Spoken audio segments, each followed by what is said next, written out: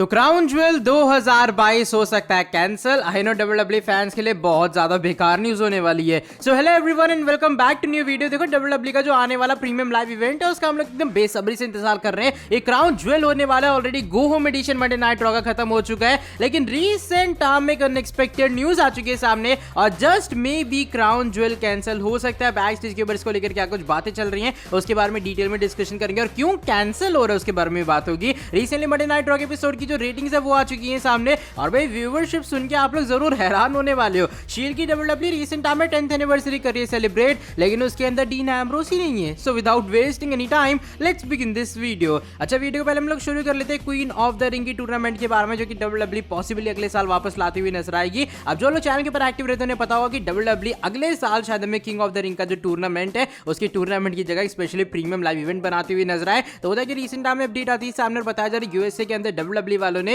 एक नया trademark file कर दी है और वो ट्रेडमार्क है क्वीन ऑफ द रिंग का, यानी कि WWE possibly queen of the ring की जो चीज है वो भी डब्ल्यूडब्ल्यूई कंपनी के अंदर वापस लाएगी। इससे पहले हमने क्वींस क्राउन टूर्नामेंट देखा जहां पर जेलिना वेगा की विक्ट्री हुई थी, लेकिन लग रहा है डब्ल्यूडब्ल्यूई अगले साल किंग ऑफ द रिंग के साथ क्वीन ऑफ द रिंग भी दिखाएगी सेम प्रीमियम लाइव इवेंट के अंदर। तो भाई देखो आने वाले टाइम में क्या होता है। मेरे हिसाब से वुमेन्स रोस्टर के अंदर लगातार डेप्थ बनती जा रही है। ट्रिपल एच उसके अंदर काफी मेहनत कर रहे हैं, तो शायद आपको आने वाले टाइम में ये वो रीजन है एक किंग ऑफ द रिंग के साथ क्वीन ऑफ द रिंग का टूर्नामेंट भी देखने के लिए मिलेगा। अब बात करते हैं रिसेंटली में मंडे नाइट रॉ के एपिसोड की रेटिंग या फिर कह लो व्यूअरशिप के बारे में। अब देखो रिसेंटली मंडे नाइट रॉ के अंदर डब्ल्यूडब्ल्यूई के सबसे बड़े दो नीडल मूवर्स जिसमें Roman Reigns and cow boy Brock Lesnar शामिल है। वो अलग बात है, शो के मेन इवेंट के अंदर डैमेज कंट्रोल का मैच होता है और जो हमारी आस्का एंड एलेक्सा ब्लिस है वो न्यू चैंपियन बनती हुई नजर आई है। लेकिन रिसेंट टाइम में जो मंडे नाइट रॉ के एपिसोड की एवरेज व्यूअरशिप या फिर घंटे वाइज भी ब्रेक डाउन करें, व्यूअरशिप जो आई है सामने सुन के आपको हैरान कर देगी। इस हफ्ते व्यूअरशिप पिछले हफ्ते के मुकाबले और डाउनफॉल में जा चुकी है और इस हफ्ते रॉ की रेटिंग्स आई है सिर्फ और सिर्फ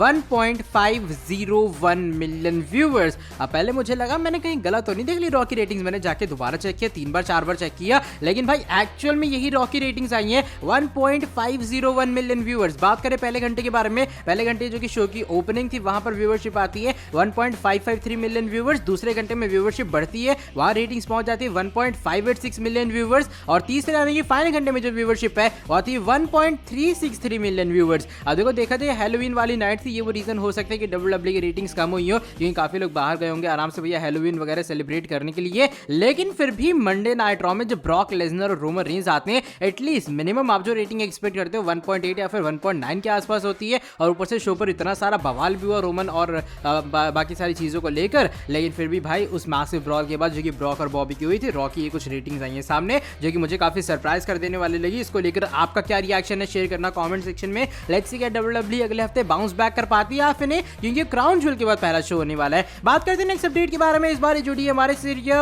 होटल यानी कि कुल मिला के कहूं तो मैं शील्ड के बारे में, और डब्ल्यूडब्ल्यूई कर रही है रीसेंट टाइम में शील्ड की 10th एनिवर्सरी सेलिब्रेट। जिन लोगों को नहीं पता है नवंबर 2012 के अंदर ही शील्ड ने अपना ऑफिशियल वे में सर्वाइवर सीरीज में डेब्यू किया था एंड 10 साल इस चीज को पूरे हो चुके हैं कि आज शील्ड ने पूरे डब्ल्यूडब्ल्यूई कंपनी के अंदर 10 इयर्स कर लें कंप्लीट। अब भाई ऑफ कोर्स नवंबर वाला मंथ है तो डब्ल्यूडब्ल्यूई मंथ के हिसाब से चीज सेलिब्रेट करती है ना, तो डब्ल्यूडब्ल्यूई रीसेंट टाइम में इसको लेकर एक ट्वीट वगैरह करती हुई नजर आती है। वो लिखते तो commemorate a decade of Seth Rollins and Roman Reigns, WWE kicking off a month long celebration across all the social media platform starting from today. यानी कि डब्ल्यूडब्ल्यूई सेथ रॉलिंस और जो रोमन रेंज है उनके 10 साल यहाँ पर सेलिब्रेट कर रही है। अब बड़ी बात यहाँ पर फैंस को ये लगी भैया तुम शील्ड को क्यों नहीं सेलिब्रेट कर रहे हो। आई मीन ओवरऑल शील्ड ने तो डेब्यू किया था, लेकिन तुम सेलिब्रेट किसकी कर रहे हो, सिर्फ रोमन रेंज और सेथ रॉलिंस के 10 इयर्स की। डब्ल्यूडब्ल्यूई ने यहाँ पर डीन एम्ब्रोस का एग्जिस्टेंस ही नहीं रखा कि वो एग्जिस्ट भी करते थे। डब्ल्यूडब्ल्यूई ने इवन शील्ड की पूरी वीडियो क्लिप भी डाली है और वहां पर आपको सिर्फ और सिर्फ रोमन रेंज और सेथ रॉलिंस ही देखने के लिए मिलेंगे। इवन डब्ल्यूडब्ल्यूई अपनी ऑफिशियल वेबसाइट है उसके ऊपर भी यही टाइटल लिखते हैं कि WWE celebrates a decade of Roman Reigns and Seth freaking Rollins throughout नवंबर।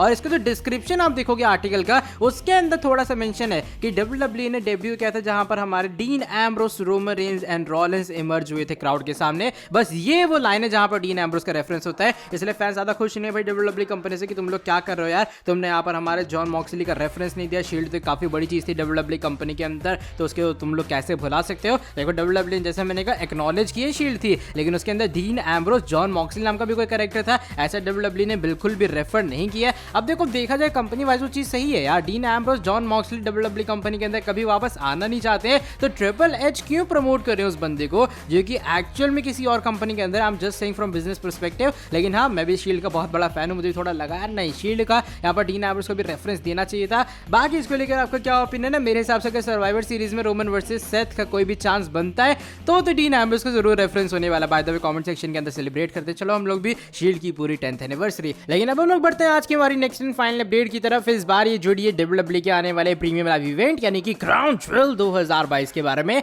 अब देखो ये WWE फैंस के लिए थोड़ी बुरी खबर भी हो सकती है क्योंकि मे बी WWE आने वाले टाइम में अपना क्राउन ज्वेल 2022 का जो प्रीमियम लाइव इवेंट है वो कैंसिल करती हुई नजर आएगी। आई नो काफी लोग कहेंगे भाई ऐसा क्यों होगा कैसे होगा। तो होता है कि रिसेंट टाइम में एक अपडेट आती है सामने, वैसे अपडेट नहीं है एक्चुअल में बहुत बड़ी इंटरनेशनल न्यूज है। और न्यूज ये आई है सामने कि इराक जो कंट्री है उसने सऊदी अरेबिया को वार्निंग दी है उनके ऊपर अटैक करने के लिए, और बेसिकली उनकी जो ऑयल रिफाइनरीज है जो हमारे इराक वाले हैं वो उसके ऊपर अटैक करने के बारे में सोच रहे हैं। ऐसा कुछ इंटेलिजेंस की तरफ से खबर आई है सऊदी अरेबिया को। तो उसके लिए जो सऊदी अरेबिया वाले उन्होंने यहाँ पर कुछ प्रोटोकॉल्स लिए हैं, उन्होंने पूरी तरह के इमरजेंसी टाइप की सिचुएशन है सऊदी अरेबिया के अंदर कर दी है। यहाँ पर कुछ जो सोर्सेज सऊदी अरेबिया के अंदर रह रहे हैं उन्होंने ये बात भी रिवील की है, अब उन्हें होटल वगैरह से या फिर घर के बाहर निकलने से बिल्कुल मना किया गया है। अगर बहुत ज्यादा इमरजेंसी वाली चीज है तभी आप घर से बाहर निकलो, वरना घर के अंदर ही रहने के लिए क्या गया सऊदी अरेबिया के सारे लोगों को। तो भाई ये कुछ वो अपडेट आई है सामने रिसेंट टाइम में सऊदी अरेबिया के शो को लेकर, क्योंकि भाई देखो अब यहाँ पर अगर सऊदी अरेबिया के अंदर पूरी दिक्कत चल रही है, अगर बाय चांस इराक अटैक कर दे रहा है WWE के लिए काफी कंसर्न वाली चीज है, क्योंकि आपके मेगा स्टार्स वहां पर जा रहे हैं, रोमन रेंज जा रहे हैं, ब्रॉक जा रहे हैं, सभी जा रहे हैं। देखो छोटा मोटा भी टैलेंट है लेकिन WWE के एक ऑफिशियल की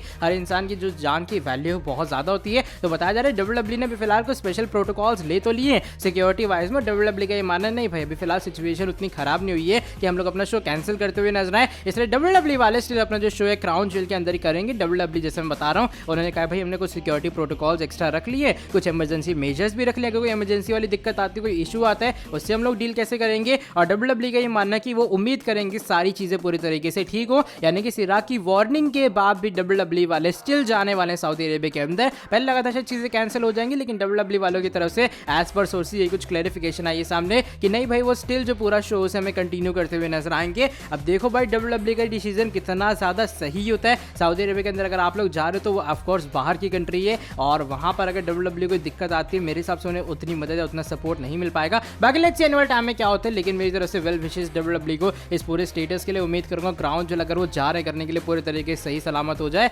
और यस ये कुछ अपडेट है जो कि मैं देना चाह रहा था। देखो अगर बाय चांस आने वाले टाइम में सिचुएशन खराब होती है, इमेजिन अगर क्राउन ज्वेल से पहले इराक बाय चांस अटैक कर देते अपने सऊदी अरेबिया कंट्री में या फिर उन्हें एक और धमकी मिल जाती है तो शायद WWE वाले तब चीजें में कैंसिल करते हुए नजर आएंगे। लेकिन अभी स्टिल ऑन गोइंग है क्राउन ज्वेल 2022 का प्रीमियम लाइव इवेंट। और इस पूरी सिचुएशन को लेकर आपका क्या ओपिनियन है? क्या आपके हिसाब से WWE को चीजों को रीशेड्यूल कर देना चाहिए? क्या आपके हिसाब से क्राउन ज्वेल को WWE को कहीं और शिफ्ट करना चाहिए? इसको लेकर क्या आपका ओपिनियन है शेयर करना कमेंट सेक्शन के अंदर। लेकिन हाँ थोड़ी इशू वाली बात तो जरूर है WWE कंपनी के लिए भी और crown jewel premium live event के लिए भी। बाय द वे आज की वाली वीडियो बस यहीं तक थी। अगर ये वाली वीडियो पसंद आई है फटाफट से नीचे वीडियो को तो लाइक कर ही देना, साथ ही में जो लोग चैनल के ऊपर न्यू है सब्सक्राइब नहीं किया सब्सक्राइब कर देना चैनल को और बेल नोटिफिकेशन को कर देना ऑन। मिलता हूं आपसे आके नेक्स्ट वीडियो के अंदर बहुत ही ज्यादा जल्दी। Till then bye bye, take care.